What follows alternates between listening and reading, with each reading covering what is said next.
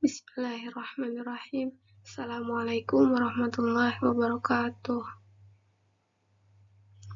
Pada malam hari ini, kami hadir untuk mempresentasikan materi kami yang berjudul I'rab Nasab dan Alamat Tasrif Istilahi.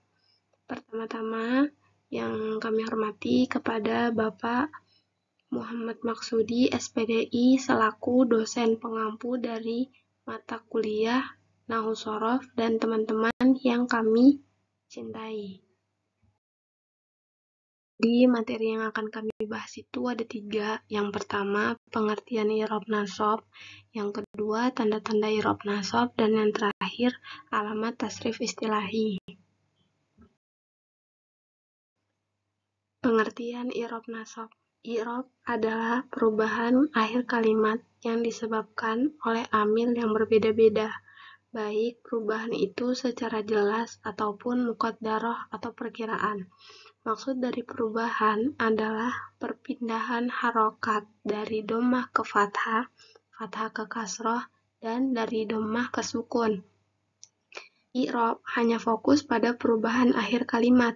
Jika ada perubahan di tengah ataupun di depan kalimat, maka tidak bisa dikatakan dengan i'rab.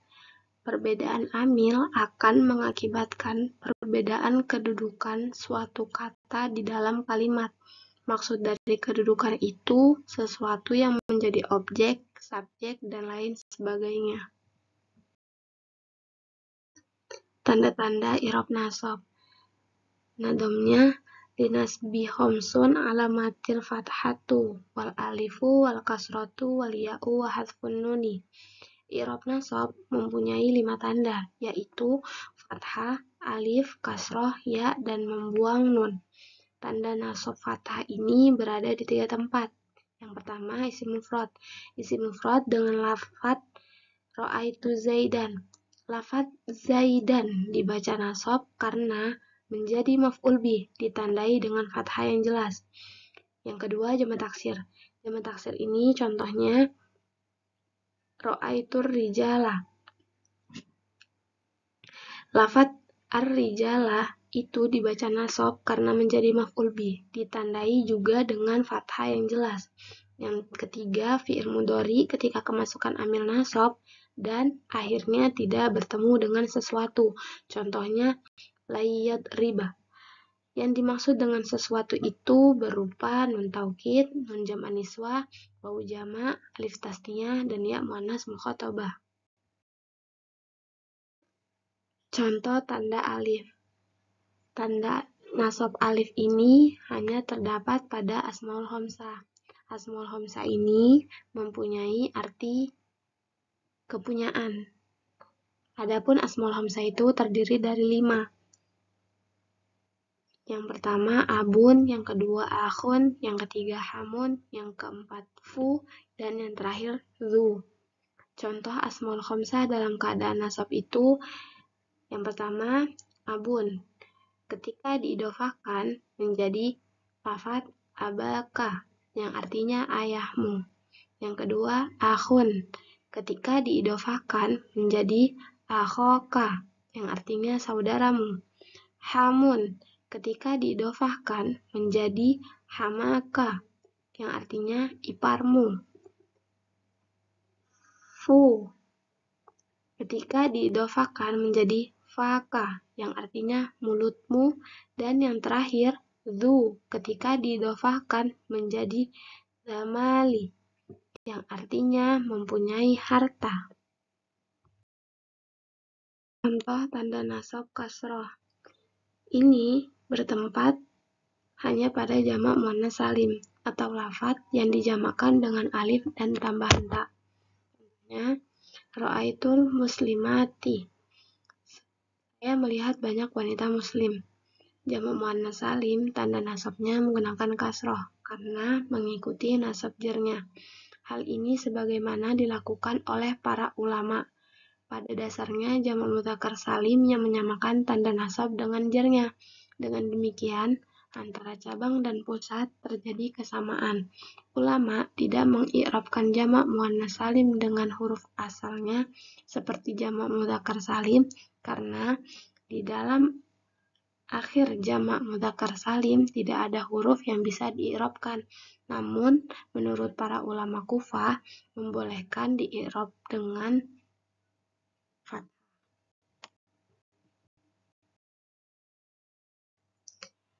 Contoh tanda nasab dengan ya. Ya sebagai tanda nasab itu berada pada dua tempat. Yang pertama, isim tasniyah. Isim tasniyah ketika nasab ditandai dengan ya, dengan membaca fathah pada huruf sebelumnya dan membaca kasroh pada huruf setelahnya. Sedangkan nun merupakan pengganti dari tanwin dalam isim mufrad. Contohnya, wa huwallazi marajal bahraini. Pada kalimat al-bahraini, ro-nya itu dibaca fathah, sedangkan nunnya itu dibaca kasroh. Yang kedua, jamak mudzakkar salim. Dibaca kasroh, jamak mudzakkar salim ini pada huruf sebelum ya dan dibaca fathah huruf setelahnya. Contohnya, ra'aitu zaidina. Pada lafaz az-zaidina, dalnya itu harus dibaca kasroh, sedangkan huruf setelah ya itu harus dibaca fathah. Nadamnya, amal musanna fali raf'ihil alif wa nasbuhu wa jarruhu bil ya urif. Isim tasniyah rafa dengan alif, nasab dan jar dengan ya. Masuk pada pembahasan yang ketiga, yaitu alamat tasrif istilahi. Di dalam tasrif, ada pembagian tasrif sulasi mujarrad dan sulasi mazid. Sulasi mujarrad ini terdiri dari 3 huruf asli tanpa ada huruf tambahan. Sedangkan sulasi mazid ini dibagi lagi menjadi 3. Mazid 1, mazid 2, dan mazid 3. Sulasi mazid 1 ini terdiri dari 4 huruf dengan tambahan tasydid, alif, dan hamzah. Sedangkan mazid kedua itu terdiri dari 5 huruf dengan tambahan alif dan ta dan tasydid, hamzah dan ta, hamzah dan nun, serta hamzah dan tasydid. Sedangkan sulasi mazid yang ketiga ini terdiri dari 6 huruf dengan tambahan hamzah, sin, dan ta. Contoh tasrifan sulasi mujarrad. Tasrif sulasi mujarrad adalah tasrifan dari 3 huruf asli tanpa ada huruf tambahan.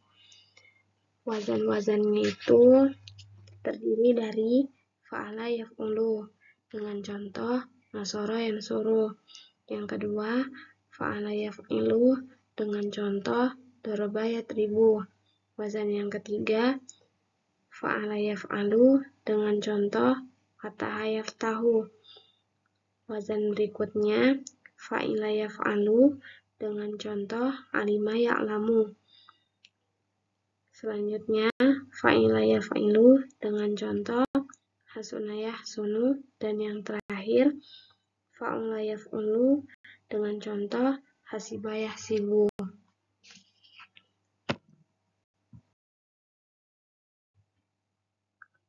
Contoh tasrif sulasi mazid rubai. Tasrif sulasi mazid rubai ialah fi'il sulasi mujarrad yang ditambah 1 huruf pada fi'il madinya. Wazannya itu terdiri dari af'ala, fa'ala, dan fa'ala.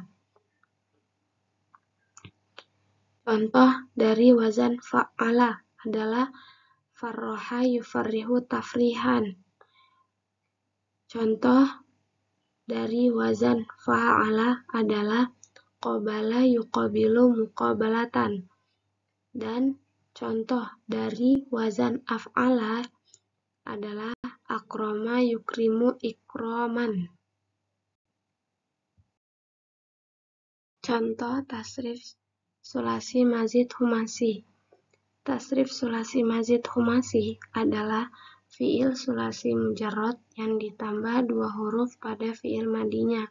Wazannya ada 5, yaitu infa'ala, ifta'ala, if'ala, tafa'ala, tafa'ala. Contoh dari infa'ala adalah inkasaro. Contoh dari wazan ifta'ala adalah ijtama'a. Contoh dari wazan if'ala adalah ihmarra. Contoh dari wazan tafa'ala adalah takattafa.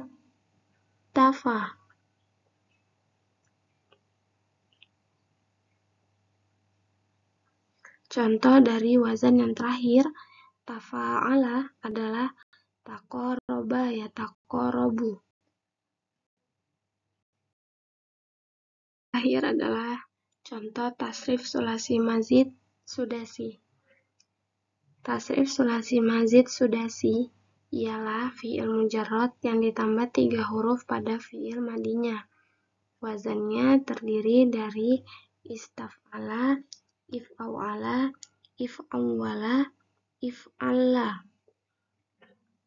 Contoh dari wazan istaf'ala adalah istakhroja. Contoh dari wazan if'awala adalah ihdaudaba. Contoh dari wazan if'awwala adalah i'lawato. Contoh yang terakhir adalah ihmaron. Adapun kesimpulan dari materi kami pada malam hari ini ialah i'rab adalah perubahan akhir kata yang disebabkan oleh amil yang berbeda-beda yang masuk pada suatu kalimat, baik perubahan itu secara zahir atau jelas maupun muqaddarah secara perkiraan. Yang dimaksud dengan perubahan itu bukan kalimatnya, tetapi harokat yang ada pada kalimat tersebut, seperti lafadz zaidan. Tanda akhirnya ini bisa menjadi rofa, nasab, dan bisa juga jadi jer. Dalam ahli bahasa, menggolongkan tasrif menjadi 3 bagian, yakni fi'il mudhari', fi'il madhi, dan fi'il amar. Ketiga bentuk ini memiliki rumus dan ciri-ciri tertentu. Tasrif sendiri mempunyai 2 golongan, yaitu tasrif lugawi dan tasrif istilahi. Tasrif istilahi ini merupakan perubahan bentuk kata menjadi bentuk kata yang lain secara meluas. Ya, itu tadi presentasi dari makalah kami. Kurang lebihnya kami mohon maaf. Ihdinas siratal mustaqim. Assalamualaikum warahmatullahi wabarakatuh.